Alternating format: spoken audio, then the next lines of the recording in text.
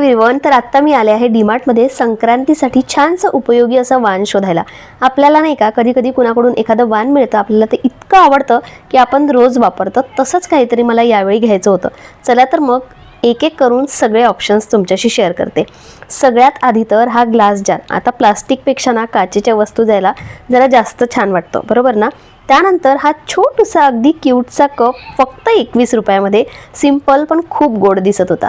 त्यानंतर हा ceramic ball फक्त 39 रुपयामध्ये.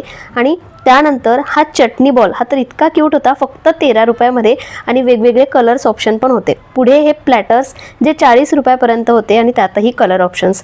मसाला जार तर म्हणजे इतका परफेक्ट होता ना, असं वाटलं की स्वतःसाठीच घ्यावा.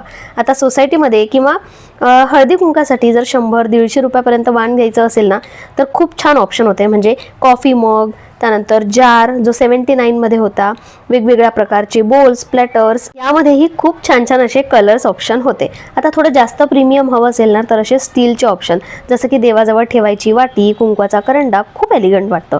आणि सगळ्यात शेवटी ना, मला ही पावभाजी प्लेट्स खूप आवडली. तुम्हाला जे मी वाण दाखवले त्या ऑप्शनपैकी सगळ्यात जास्त कुठलं आवडलं हे मला कमेंट करून नक्की सांगा. चला बाय.